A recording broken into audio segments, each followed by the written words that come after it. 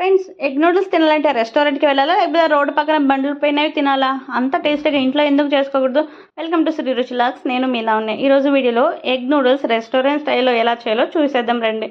ముందుగా వేడి నీళ్ళ బాగా కుతుకుతుకుతాను ఉడికేంత వరకు ఉడికించుకోండి. ఇందులో కొంచెం ఉప్పు వేసుకోండి. నీళ్ళు బాగా తెరల కాగిన తర్వాత సిమ్లో పెట్టేసుకొని ఈ నూడిల్స్ ఏదైతే ఉందో మధ్యలో ఇంచేసుకొని అందులో వేసుకోండి. జాగ్రత్తగా నూడిల్స్ని మనం చేసుకున్నామంటే పర్ఫెక్ట్గా నూడిల్స్ రెడీ అయిపోతుంది. కొంచెం తేడా అయిందంటే అది మెత్తగా అతుక్కున్నట్టు అయిపోతుంది అనమాట. ఈ వేడి నీళ్ళలో ఈ నూడిల్స్ వేసుకున్న తర్వాత మధ్య మధ్యలో కలుపుతూ ఉండండి. చూడండి, ఇలా 70-80% ఉడికిన తర్వాత ఇలా ఇంచితే విరిగిపోవాలి, మధ్యలో కొంచెం ఇంకా ఉడకాలి అనిపించేలా ఉండాలి. అప్పుడు ఆ నీళ్ళంతా వంచేసి ఇందులో చల్లనీళ్ళు పోసేయండి. లేకపోతే ఆ వేడికి అది కూడా ఉడికిపోతుంది, మధ్యలో మనకి అతుక్కున్నట్టు అయిపోతుంది. నూడిల్స్ ఇలా విడివిడిగా రాదనమాట, పొడి పొడిలాడుతూ రాదు. ఇలా చల్లనీళ్ళు వేసేసుకొని ఒక 2-3 నిమిషాలు ఉంచిన తర్వాత ప్లేట్లోకి వేసేసుకోండి. ఇలా వేసుకున్న తర్వాత దీంట్లో కొంచెం ఆయిల్ వేసుకోండి, అంటే నూడిల్స్కి అతుక్కోకుండా బాగుంటుంది అనమాట.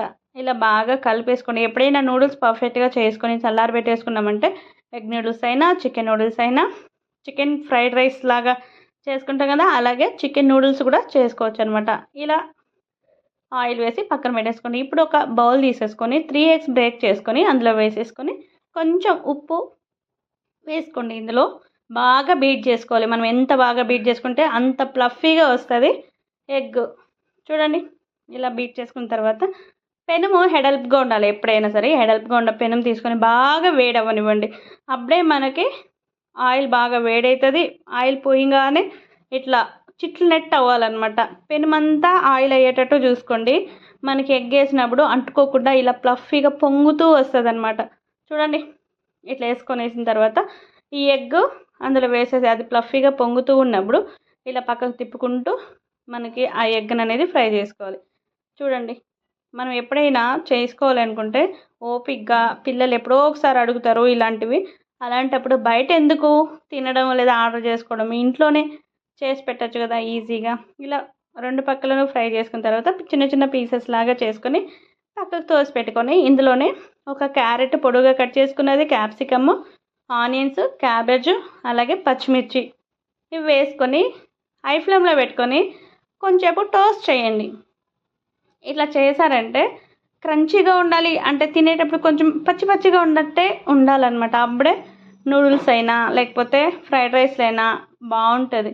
ఇలా టోస్ట్ చేసుకున్న తర్వాత నూడిల్స్ మనం ఆల్రెడీ కుక్ చేసి పెట్టుకున్నాం కదా, అది ఇందులో వేసేసుకొని కొంచెం గరం మసాలా, ఉప్పు, కారం, పెప్పర్ పౌడర్ వేసుకొని కలుపుకోండి.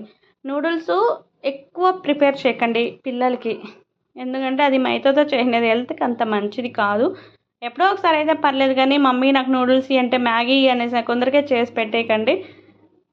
మనం పెట్టే ఫుడ్డే పిల్లలకి ఆరోగ్యం కాబట్టి.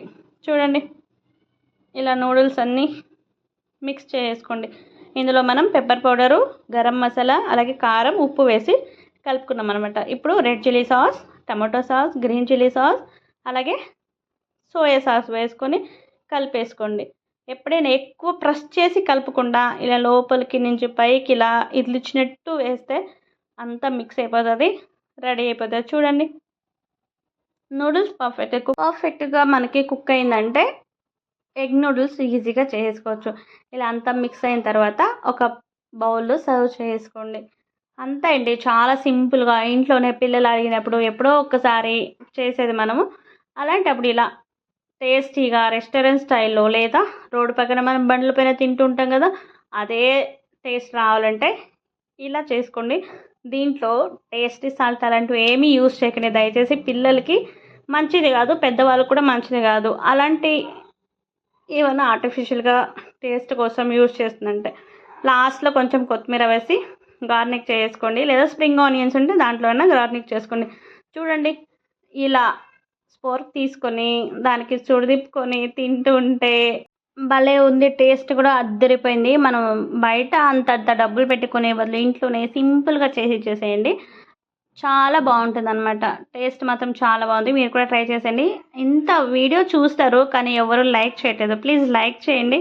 మీరు లైక్ చేశారంటే ఇలాంటి వీడియోస్ కొంతమందికి షేర్ అవుతుంది, అలాగే నాకు సపోర్ట్ చేసిన వాళ్ళు అవుతారు. థ్యాంక్ యూ సో మచ్ అండి.